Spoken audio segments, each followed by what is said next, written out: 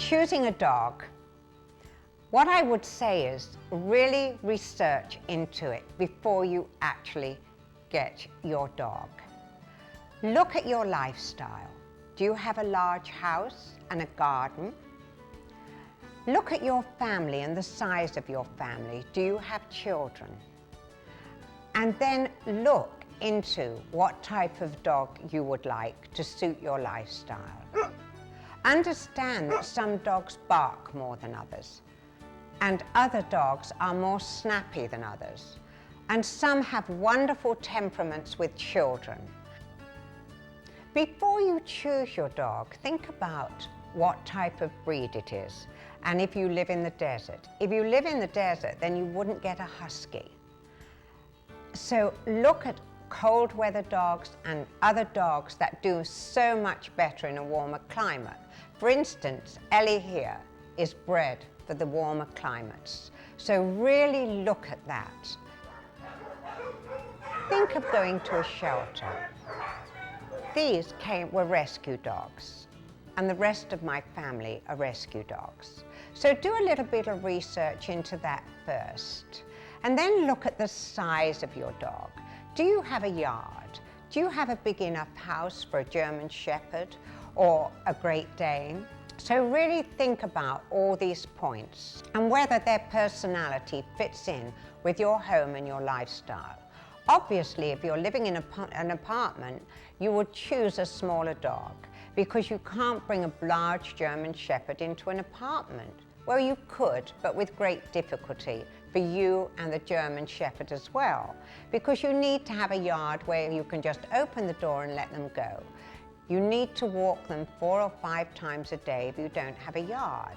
So really choose a dog that's really suitable, that's going to fit in with you.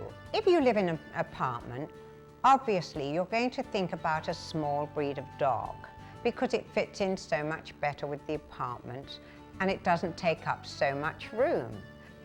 Do understand that it's a big responsibility and we take on an animal for life.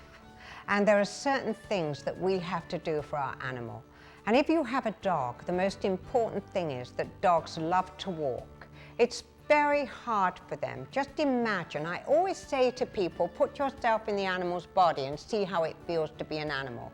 How would you feel if you were a dog and you were locked up in a yard all day long in a house and you didn't go anywhere else and that was your lifestyle? You wouldn't like that very much, would you? And you look and remember how enjoyable it is for you to go out to a restaurant, to go out to the theatre.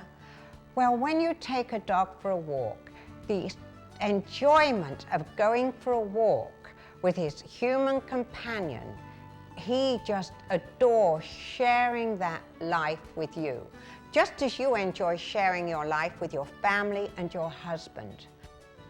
So make time for your dog. Understand before you even go out and bring a dog home that there are certain needs of the dog.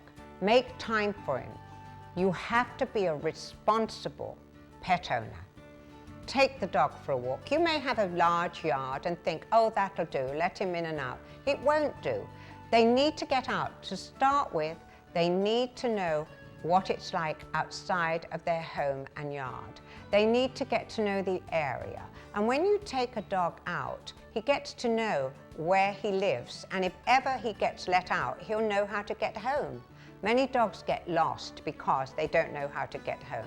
They don't always recognize to pick up their scent. Some do, some don't, and that will bring them home. But some dogs sometimes run a long way, they're fearful, there's a reason why they've gone, and there's no way sometimes that you'll ever get back. So take precautions before that happens. Walk your dog around so that he knows the area.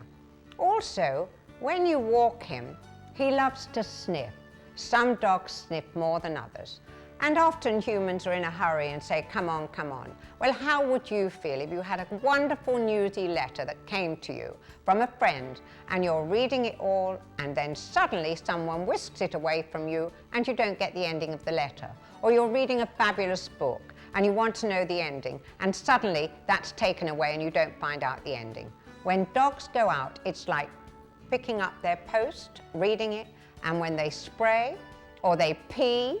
It's just leaving a message for another dog, and they're recognizing so much from this scent, and they get enjoyment for that. So give your time. If you have a dog that sniffs an awful lot, just be patient and let him enjoy his walk, just as you enjoy reading your book or reading a letter. Don't let him miss the ending. So understand that when you take your dog for a walk, or they love to go out with you, take him to an outside restaurant and really share your life with your animals. I have to take 7 dogs out in my car sometimes. I take them out, but they all enjoy it and they all have a wonderful time. It's difficult for me to hold 7 dogs outside a restaurant, but if I take someone else with me, they can all enjoy it. And believe you me, they do, and they get very excited about this. So always remember that your dog has a wonderful time when he goes out with you, and you have a wonderful time when he's with you.